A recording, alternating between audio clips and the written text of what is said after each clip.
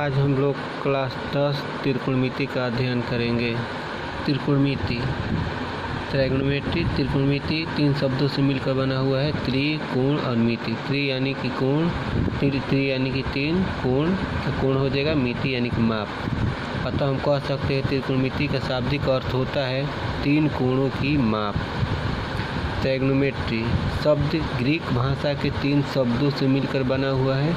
Try यानी कि तीन, गोनिया यानी कि कोण, मेट्रोन का मतलब होता है मिति या माप। अतः त्रिकोणमिति का शाब्दिक अर्थ तीन कोणों की माप होती है।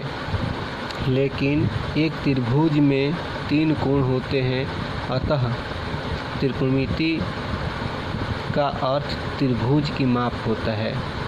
त्रिकोणमिति में भुजाओं के अनुपात एवं कोण के संबंध का अध्ययन किया जाता है।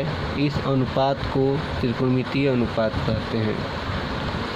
ग्रीक गणितज्ञ हिपार्कस 140 BC ने सर्वप्रथम त्रिभुज के कोणों का संबंध उसकी भुजाओं के साथ स्थापित किया। त्रिकोणमिति का ज्ञान सर्वप्रथम मिस्र एवं बेबीलोन वासियों को था। हमारे आसपास की बहुत सी चीज़ों में त्रिकोणमिति की एक महत्वपूर्ण एवं उपयोगी भूमिका रहती है। जैसे कल्पना कीजिए, एक नदी की चौड़ाई है, बीच एक नदी की चौड़ाई है, एक किनारे पर एक बड़ा वृक्ष है और एक दर्शक दूसरे किनारे पर है।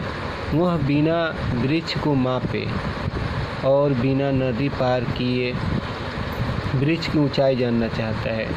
इसके लिए एक संपूर्ण त्रिभुज की कल्पना वह दर्शक करेगा, जिसकी एक भुजा नदी की चौड़ाई हो जाएगी और दूसरी भुजा वृक्ष की ऊंचाई हो जाएगी।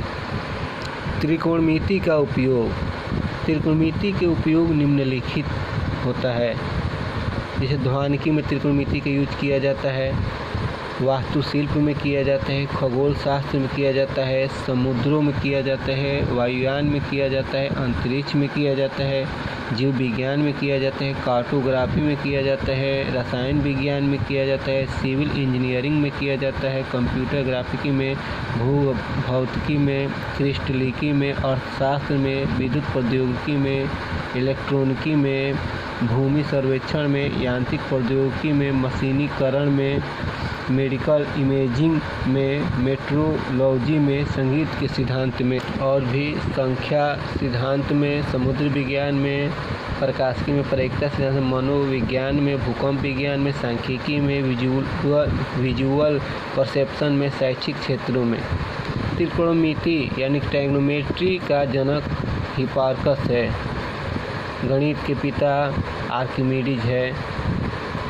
ज्यामिति का पिता यूक्लिड है। मेंसुरेशन यानी क्षेत्रमिति के पिता लियोनार्ड है।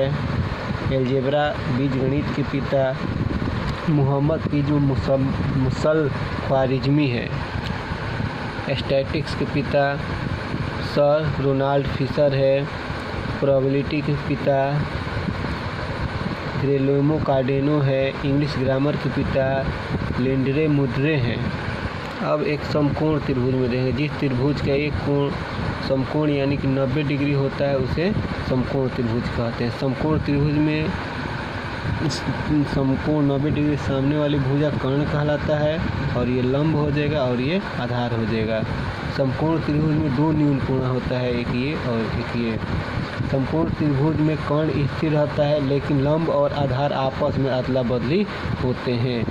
जिस भुजा के साथ कोण बनता है वह उस भुजा कोण के अनुसार आधार बन जाती है और उस कोण के सामने वाली भुजा लंब कहलाती है। यानी कि यहाँ पर कोण है तो ये आधार हो जाएगी और इसके सामने वाली भुजा लंब हो जाएगी। जैसे देख रहे हैं, अगर यहाँ पर कोण है, कोण बन रहा है तो ये आधार हो जाएगी, इस कोण के सामने वाली भुजा लंब हो जाएगी, कर्ण स्थिर रहेगा। यहाँ देख रहे हैं ये 90 डिग्री है, इसके सामने का कर्ण हो जाएगा। ये कोण है तो इसके बगल वाली भुजा जो होती है आधार कहलाएगी और सामने वाली लंब कहलाएगी। पाइथागोरस प्रमेय बताता है कर्ण का स्क्वायर करेंगे तो लंब का स्क्वायर और आधार के स्क्वायर के बराबर हो जाएगा। कर्ण को h भी कहते हैं, h स्क्वायर, लंब को p स्क्वायर, आधार को भी b स्क्वायर।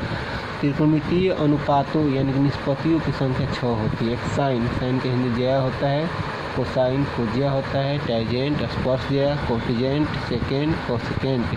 साइन का संकेत हो जाएगा साइन SIN, कोसाइन का COS, टैंजेंट का टैन, कोटिजेंट का हो जाएगा कॉट, सेकेंड का हो जाएगा सेक, कोसेकेंट का हो जाएगा कोसेक या CSC।